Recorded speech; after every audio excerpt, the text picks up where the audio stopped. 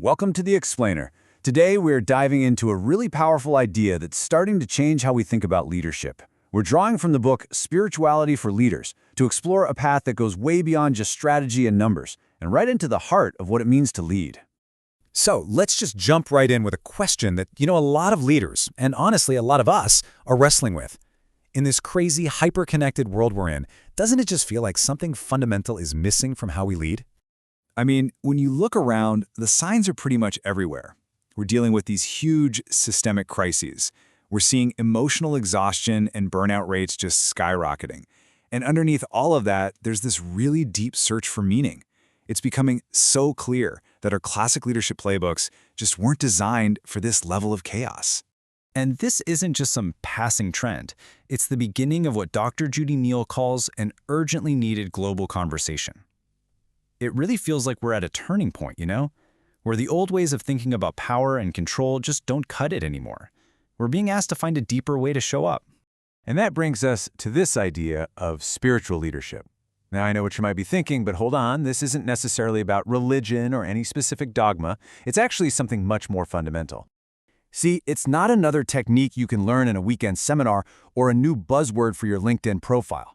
At its absolute core, spiritual leadership is a way of being. It's about getting yourself aligned on the inside, with your purpose, with your values, and then letting that radiate out into everything you do. So, to get a little more specific, the academic model for this, from Louis Fry, defines it as leadership that truly motivates people from within. And how does it do that? By tapping into two of our most basic human needs. First, a sense of calling, the feeling that your work actually matters. And second, a sense of membership, the feeling that you belong, that you're part of a community. It's all grounded in things like altruistic love and service.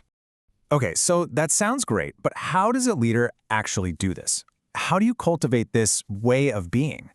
Well, the beautiful thing is, there's no single one-size-fits-all answer. It's a personal journey. And as the source material shows us, there are many, many different paths you can walk to get there.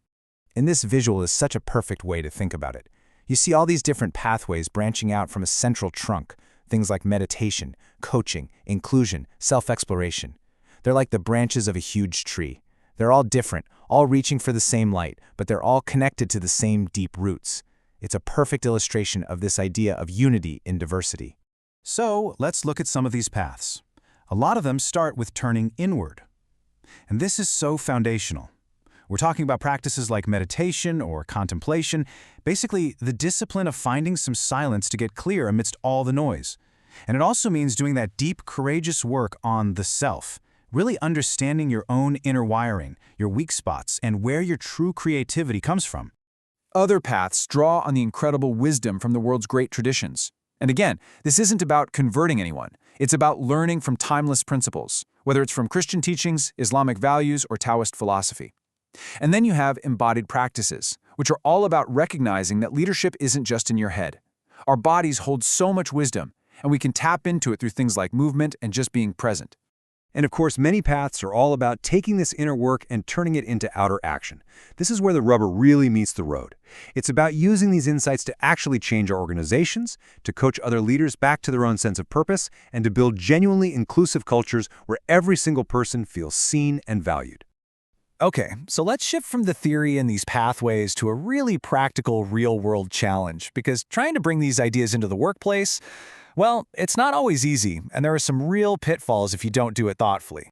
Let's just take one practice we're all pretty familiar with by now, mindfulness. I mean, it has absolutely exploded in the corporate world, right? But how companies are using it tells us a lot, and it reveals this really important tension at the heart of the whole conversation.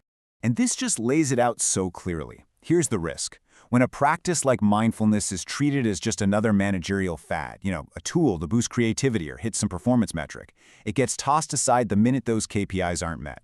But when it's embraced as a real innovation, the whole point changes. It becomes about liberating the mind, about transforming the person first. Any benefit to the work is just a great side effect, not the main goal. And all of this brings us to what might be the ultimate goal of spiritual leadership, to just stop splitting ourselves into pieces. It's about showing up and leading not with some polished, professional mask on, but with your whole, authentic, integrated self. This framework from the book gives us a fantastic way to picture what that means. Think of yourself as having these 5 interconnected dimensions: your physical body, your emotional world, your intellect, and your spiritual core. And that 5th dimension? That's consciousness, the part of you that holds it all together. A spiritual leader isn't just focused on the spiritual part. They're working to show up with all 5 of these dimensions online and in sync. So what's the payoff for going on this journey? Well, it's not just about a better bottom line. It's about fostering real compassion and integrity. It's about building organizations that actually feel coherent, where what people believe on the inside matches how the company operates on the outside. It's about creating these healthy, pro-social places where people can really, truly thrive. Ultimately, this whole idea redefines what power even is. It suggests that the deepest, most lasting change doesn't come from giving orders or forcing your will on others. It comes from a kind of presence, a presence that radiates clarity and compassion and purpose. And that's what inspires everyone else to find their own. Which leaves us with the final and maybe the most important question of all. This isn't about signing up for a new corporate program. It's an invitation. When you look at all these pathways, when you think about your own life and your own work, the real question is, what path will you walk?